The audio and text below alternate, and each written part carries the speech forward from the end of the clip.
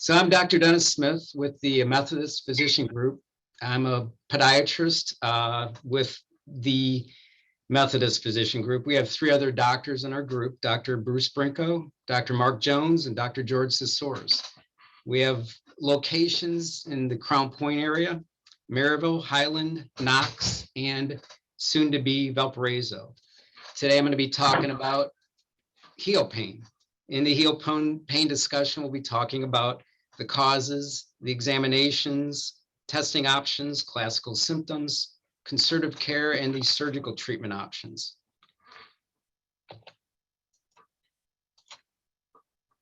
Heel pain, and I'm sure a lot of you guys are joining us today because you might have heel pain or had it in the past or continue to have it.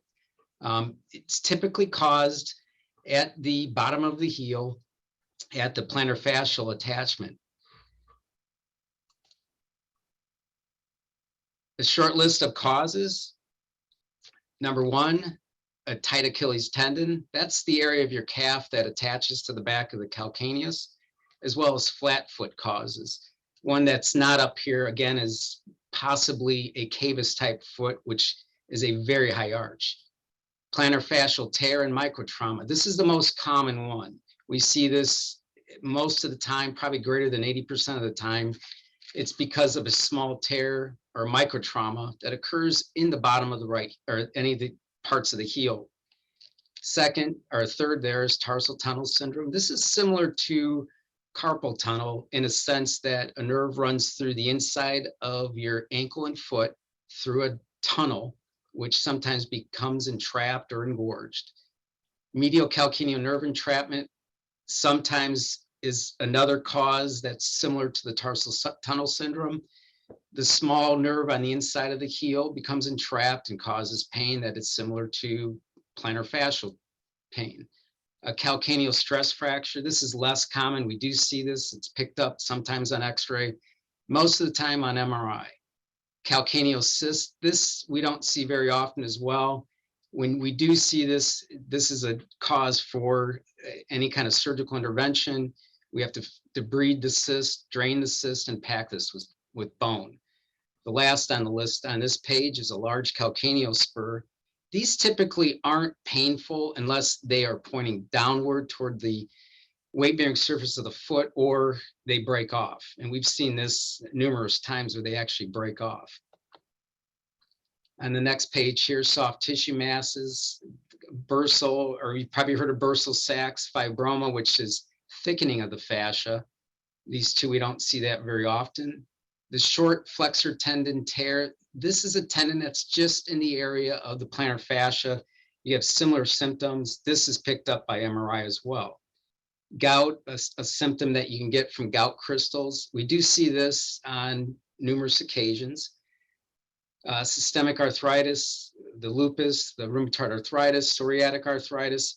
These aren't things we see too often, but it is something in the profile that we can pick up on heel pain. Back pain. Now, this is somewhat more common now we're finding with lumbar sacral etiology, meaning the lower back near your buttocks area. Sciatic type pain, you can pick up heel pain before you even have back pain.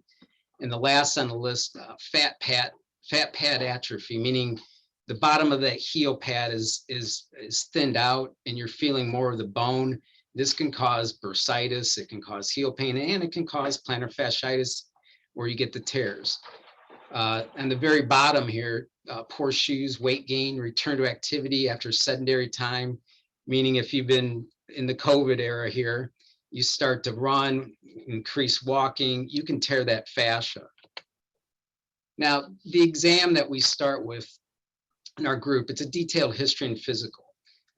We find out if you do have any of the symptoms of gout or a history of gout, arthritis, lower back pain. This will tell us a lot to start with. Nature of the pain, meaning is it sharp shooting? Is it a dull ache? Is it continual? Where's the location? Again, at the area of the heel bone on the bottom, it's typical of the plantar fasciitis. How long it's been going on.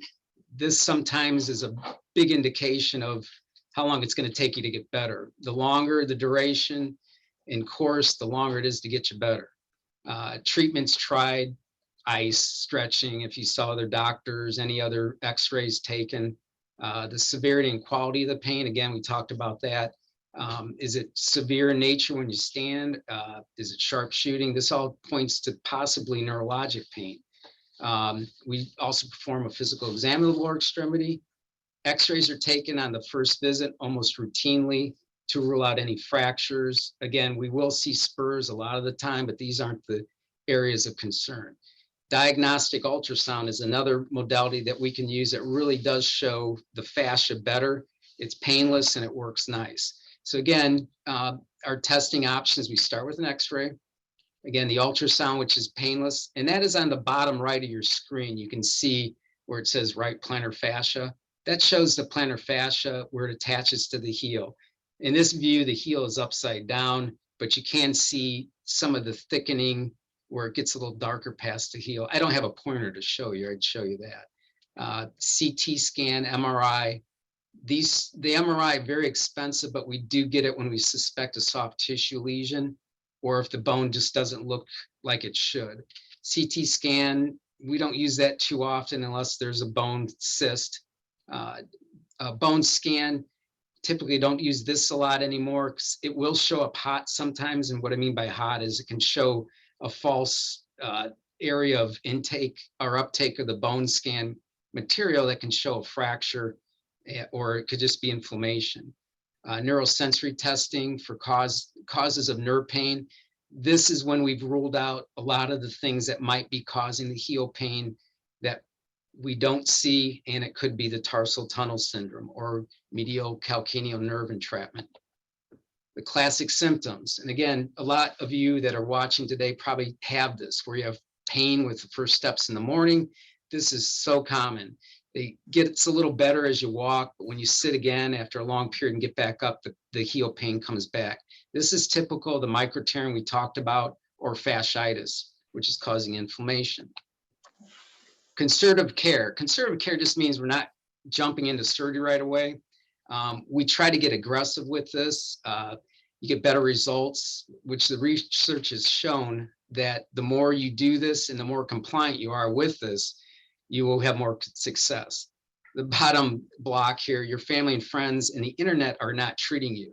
It's a big, big thing. We have patients come in with, they're on Google, they Google or YouTube what to do, and then it just goes backwards because they think they have something else when it's just something simple. So we just stick with the basic and simple rules to get relief in this area.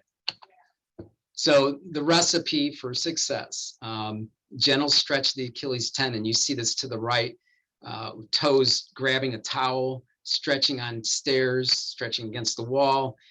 The two on the wall and on the stair are the most important because you want to stretch out the back of that calf. That's your Achilles tendon. And a lot of times that's the culprit. Support of the arch, taping and orthotics. The bottom of that, where you see the foot going in the insole, which is an orthotic. We use custom and prefabricated. We like to stick with the prefabricated. They're very inexpensive and they do the trick a lot of the time. And I did talk about taping. That's when we tape your foot. This gives us an indication if you are really going to do a lot better with just a prefab, if you get a lot of relief, or if you get some relief, then we could move on to the custom orthotics. An offloading boot, that is the grayish strap-like ski boot. This is something when we get a chronic, someone that waited a long time, you're usually going to end up in one of these for about 2 to 4 weeks. The night splint, which is a black device on the upper right-hand side. This, I will say, we do use it. I don't use it in my practice that often. It's very difficult to keep it on at night. People, they wake up in the morning, it's under the sheets and the bedspread. So we don't like to use that too much unless it's something that some people can get on Amazon. They'll pick it up and try it, and it usually doesn't work. But some people do get results with it. Nsaids. Nsaids are your basic Motrins, Aleve, Advil, any Naprosins. Those are good. Those actually stop the inflammation. In a cortisone shot. What this is a steroid. Steroids actually act nice in the fact it can give you quick relief as long as you're off it. This stops inflammation very quickly. Therapy. This is important. This is when we talked about the stretching. This would be at home with the stretching, heat, ice, things of that nature, or formal physical therapy, which we use a lot in our practice. This really hits home. They could do the things at home that therapy shows them, although a lot of the modalities like ultrasound, you're not going to be able to do at home. The correct shoes, this is real important. We see so many patients, they'll come in, they'll have flip-flops on, slides, just horrible shoes, and they kind of wonder why their feet hurt. A lot of times, well, I just threw them on, doc. I wanted to get here on time. Crocs are another evil shoe at times, especially with heel pain, because it causes more motion than you need, which can cause the fascia to really pull. No ballistic activity, that means aerobics, jumping, climbing stairs, running, things of that nature. Time frame. After initiating a conservative protocol, meaning the stretching, ice, we expect at least 50% or more relief in the first 2 weeks. We will see you back. I do. My patients come back 2 weeks after they're seen initially to see if the taping worked, the stretching worked, the NSAID works. Typically, they'll say, oh, I got great relief when the tape was on, which is what we want to hear. Now, if none of this helped, then we have to move on to, is this something you're not doing at home? Were you compliant? Were you doing the stretch? Or is it a nerve type of pain? So this is when we advance the MRIs, nerve conduction studies, to see if this is part of the problem. As far as the injections go, the steroid, we can repeat this up to 3 times in a year in this area. A lot of people shy away from the shot. They think it hurts a lot. We come in from the side, gives a little bit more relief. There's no advantage of going to the bottom of the heel. That actually causes more pain. So we like to keep the people off these for at least 2 weeks. That means no walking, no running. Doesn't mean it completely off, but we want to keep you down as long as you can and minimize your activities. And you'll continue with the stretching, orthotics. If you choose the night splint, that all helps as well. This can take sometimes up to 3 months. And I will say, if you really stick with it, 90+% get better with the conservative care if it indeed is a plantar fascial problem. What if conservative therapy fails? We have surgical options. With the neuritic type of pain, meaning the nerve pain, the tarsal tunnel syndrome or the medial calcaneal nerve branch, sometimes we can eliminate the pain. Now, the ETOH is alcohol injections. These work great, but we're having difficulty in obtaining this. So that's kind of been taken off the shelf, but that really worked really well. Radio frequency ablation, some of my partners do this, I do not. Nerve decompression surgery, that would involve releasing the plantar fascia or the tarsal canal or the medial nerve branch, or just resecting the medial nerve branch, which gives the most relief. This nerve branch is not something that helps you walk. It's just a sensory branch. Once it's removed, usually the pain goes away. Surgery for heel pain itself, when conservative options fail, after 4 to 6 months.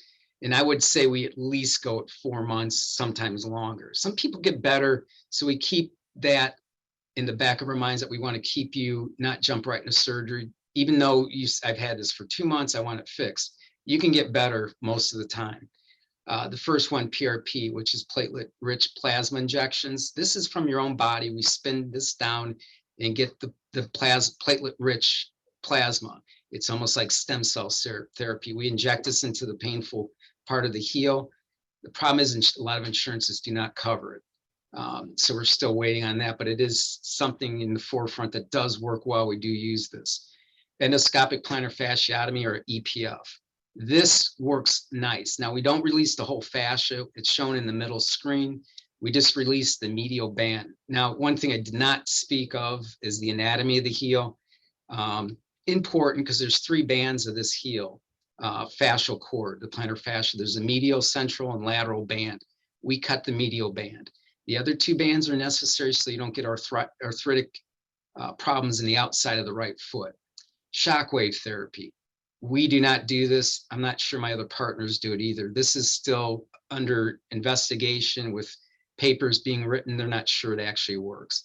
Topaz radio frequency. I do not use this. I'm not sure my partners do it at all. The open heel surgery, that's taking the spur off, which you see on the bottom right-hand side of your screen. Gastroc recession, subtalar joint implants, forefoot corrective surgeries. These are in severe cases of flat foot. The gastroc recession we found does work well. That's when we go up into the calf area where the two muscles that begin the Achilles tendon form. We release this fascial area, and this actually lengthens the tendon without having to tie the tendon back together, the Achilles tendon, that is. So that was my presentation. If there's any questions, be glad to handle them.